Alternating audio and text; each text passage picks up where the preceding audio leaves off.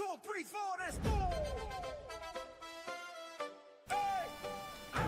Ia toi whalofa ma whatale whatu sa mole atunu pele i le ni hoi vaenga o le uli.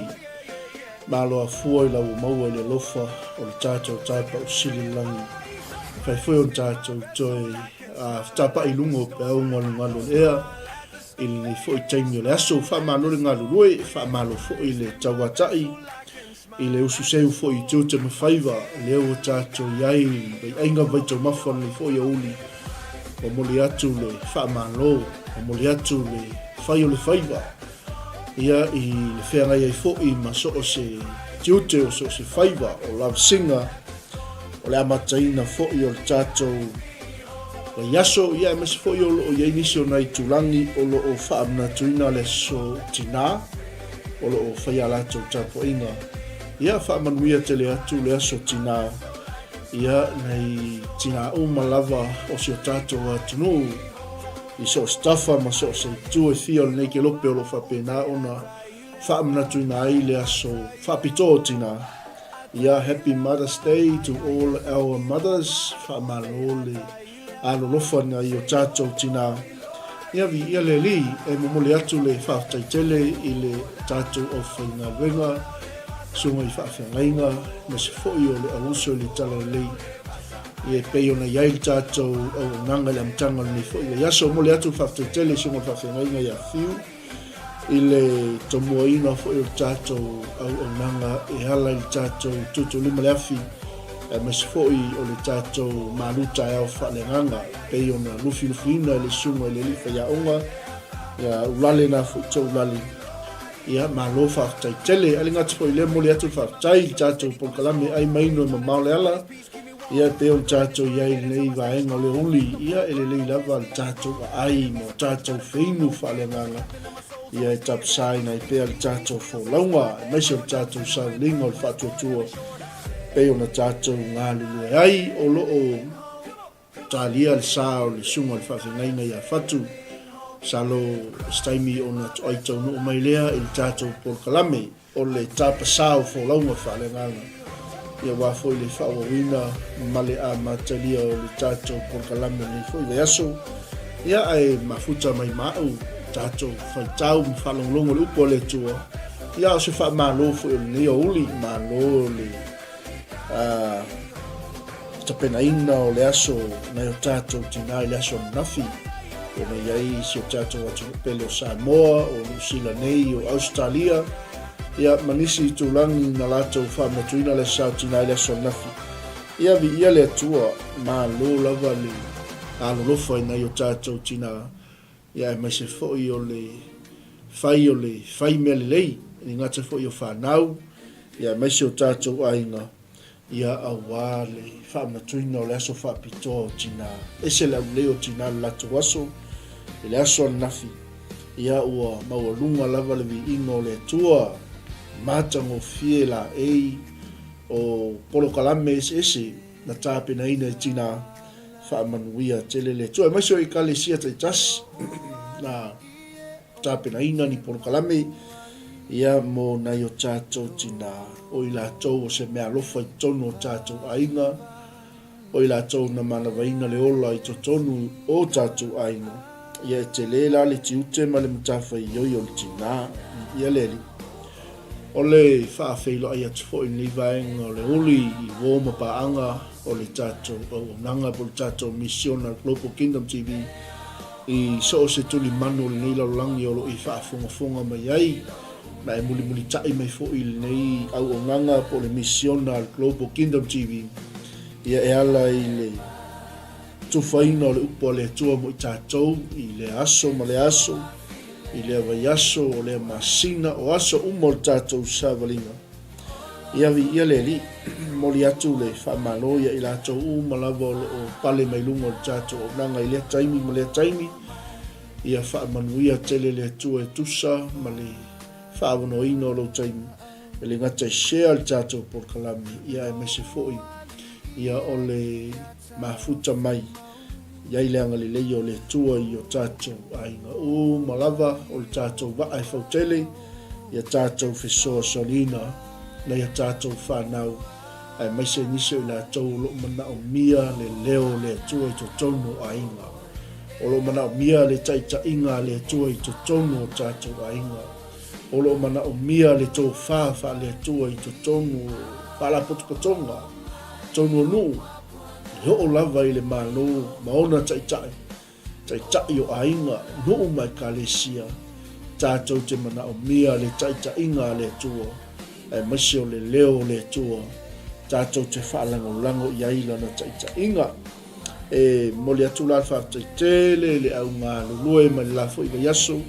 Se ia pa ia mai fo ila amatanga le nei fo iwa yaso tātou sāvalia. Ia ila anga le leo le tua i tō whaiva fola le tala le lei. Ia whaamanuia tele le tua i sio tātou a inga. Ia ila tō umalawa leua pale pa au mai lungo le tātou. Polkalame, FAASOA mo o le livaenga o le oli. Naua e sila mai lunga o le tātou Polkalame o le FAASOA le nā leo oli. Ia wasai e fōi le tautua ma le unanga le tātou Global Kingdom TV. Ia o whea ngaisi o tātou watu no umangalu wenga whai. Ia e maise natu le toi maustaimi o na toi tau no umai leo le sā o le sunga le whawhia ngainga ia whatu. Wal tātou Polkalame o le tāpa sā whaaleanganga. Ia via le rio tātou tuswai tau nawa sila mai ai o le Filipi lom tau poi wha. Ia o le wha umaina leo le tusia Filipi pe on tātou sāvalia mai fōi lava yaso a o lea lofa. O lea lofa e laua lunga ai mea uma. O lea lofa e lau tua i mea uma. O lea lofa o le fusi e fusi ai mea uma. Pai tala tu spaia a whai o te tau tala i ngana tangata a toa maangelu ai le aisa o lofa. Ia o na whatu saina lea o i tātou o sume palo tangitangi. O na whatu saina lea o i tātou ia i le sume palo tangitangi. Ia wa nao upu malingotu ai le aisa lofa. Ameni. Ia whawhelo ai atu fo i e au whainga alwenga i sunga i whawhia ngainga. Mo lato whaltua o loo te talo ma tapua ia whaiva o e au whainga alwenga. Ia mano whakataitele lava i lau tau pito la au. O le whaasol nā mo i tātou whemaile au tū po le whamanatu fo i mo tātou. Ia nau i le lofa. Whaasoa mo oi. O le tātou tuswe tau mo mal flipe wha. Ia po le mtaupu atoa fo i tātou te tala ma FAASOA le mata ngofio le tua. Ia e ala ila na upu i le nei fo i tae au. O le whamanatu o le apostolo i le kalesia. Ono lo lato wanga le lei. Ono lo lato wa lofa tua. Ono lo lato tausi au na le tua. Lo lato manatu ma lo lato wano lofa i tangata o le tua.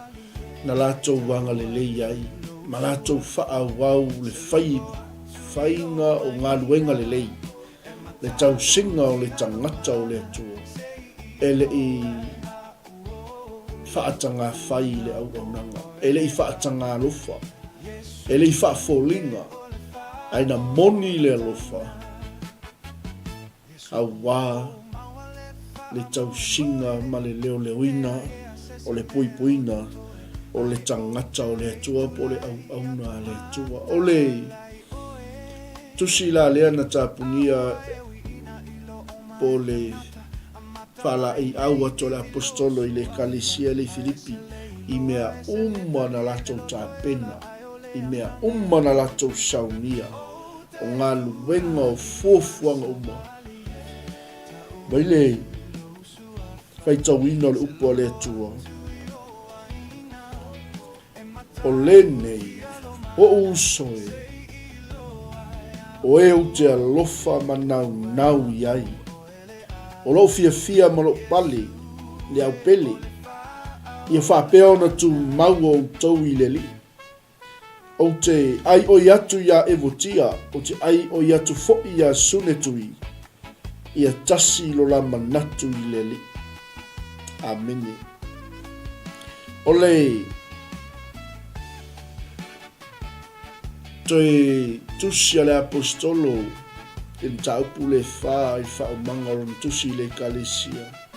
Na wha manatu i le apostolo le mafutanga ai le ngata i lea o le unity, o le unity o le kalesia, o le loto i tasi o le kalesia, o le alofa o le kalesia, o le nau o le kalesia i le tangata o le toa. Mali o tala le apostolo no isi. Pai o tou le kalesia Yesu. O tou o uso pele i le tala le lei. O tou o uso i le li.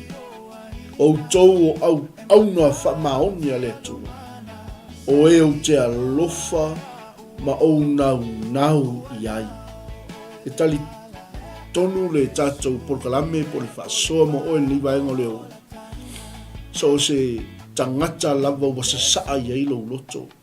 So se tangata lava wa e FAASOA i ai le ngā luenga le tua. So se tangata po so se ekalesia wa whapena o na ave ato i ai lo loto e te alofa i ai, e te nau i ai. Vi ele le ala fai mai le tala tuspa ia, pe on tato fai tauina. O toi upu ia le apostolo i le kalesia e Filipi. Na ia matua i wha manino, ma matua i wha upula i le kalesia. Ameni, ele wha pewa iai se me wa tupu i le kalesia. A o le longa o lo lato o nanga ma lo lato tau tua, o lo lato wanga le lei ma lo lato walo lofa i le tangata o le tua. Mai la i o tala tangata o le tua. Filipi o uso pele, o e o te alofa ma nau iai. E ui na no tia ui mawhatianga mawhainga tā. Ai le i muta lo tau wanga le lei, na o tau asiasi mai pea. Na o tau awina mai o e pa whara lo o tau whaife au. E whai mawhiso soani a te au le tala le lei. Ua pia upo le atunu, ua tau le loto, ua tau le fatu. O le tapua inga, po o le la ngona o le tangata o le atua. La le pati lima mai le kalesia, o le tapua inga e tuivi tau a ano. Lea le tioa fai mai le tala al tamalo. O tou o uso, pele i le li. O e o te alofa, ma nau i ai, o lo fia ma lo pale o tou. Ameni, e ui le no tiawa, e ui wale mawhaio no tātou toi mafuta, a ia whaapea no tautu mau i le li. A le ngata i leo mana tua e le tangata o le tua, o te ai o yatu ia te oe evotia, o te ai o yatu fo ia te oe sune tui ia tasi lo ulo manatu i le li. Amen. O te whaatonga, o oe o lo fesoa soani whamaoni. Ma o ai o yatu ia te oe. Amen. Ia e fesoa soani. Vi ia leli. O i lato uma o e na fi nau whaatasi mau le tala le. E ila mal tangata ngai mense le tuspa ia po le upo le tua. A toa ma le tangata o ke le mene, manisi uma o e na ngā lulue whaatasi ma le apostolu. E whai mai wai le tusi o le ola o lato ingoa. Amen. Vi ia le tua. E te o upo le tamalo, whai mai e lese me whale au ngā. Lo tau tauti ngā i le tua malona whina ngā. Alleluia. Amen. O le ngā luenga le tua e ngā lulue whaatasi. O le ngā luenga le tua e fusia i le alofa. O le ngā luenga le tua e whaile i le hopongi whaatasi. I le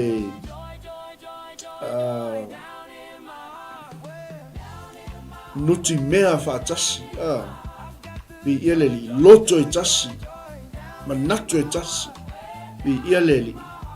Fe mai leo tala te malo. O te whaatonga tu fo'i a te oi. Hallelujah. Sune tui. O oi o lo fesoasoani wha maoni. Amen. E motia o oi o lo fesoasoani wha maoni. Pi ia leli. O lua. O e na fi nau whaatasi mau le tala le. A toa ma le tangata o kele mene. Mai lato uma. O e na ngā lulue whaatasi mau. O le tusi o le olo o lato ingoa. Amen. A whaila tātou te ngā lulue i le wha maoni. Fusia i tātou i le alofa. Amen. Ia loto ngatasi. Amen. Ma ia tātou ngā lulue whaatasi. E o ko meki ale tusi o tātou ingoa i le tusi o le ola. Amen. Mi ia le o le tusi o le ola o lātou ingoa. Ele o le mea le tau o iona oli le tangata whaatua i leli. Ele o le mea le te tau o iona oli le tangata o whaamaoni lona walawina, whaamaoni lona whaiba, whaamaoni le mea wa avato e le atua i ate i. Mai leo tala tamano. Filipi i outou oli le li i le au noa. O te toi whai atu. I outou oli le li i le au noa. Amen. Ia sili mea uma. Ia i loa outou wanga malu e tangata uma lava. Amen. Vi ia le atu. Awani o tātou toi whaatamala. Wai whai tuto alvi. Le fio mai o le li. Amen. A wha meitala ta malo. Ia i loa lo tau wanga malu e tangata umalava. Ua lata mai le li. Amen. I ia le li. I ia le atua. Awane i popole o tau i se metas. A ia wha ai loa o tau manao i mea umalava i le atua.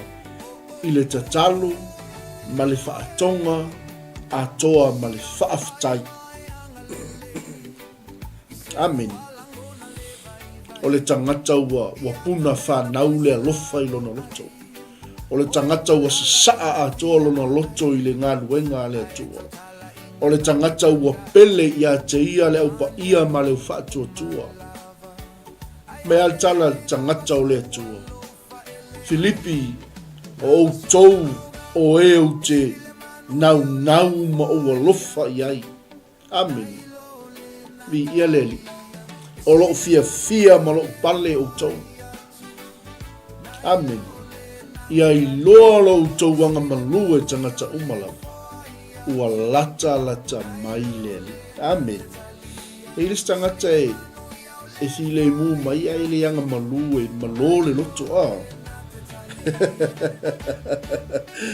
Hallelujah.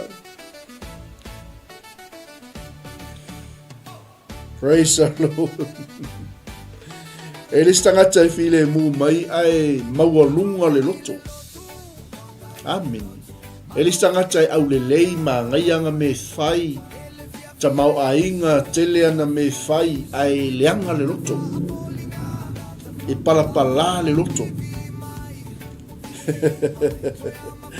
Amen. Fe maile le tangata o le tua.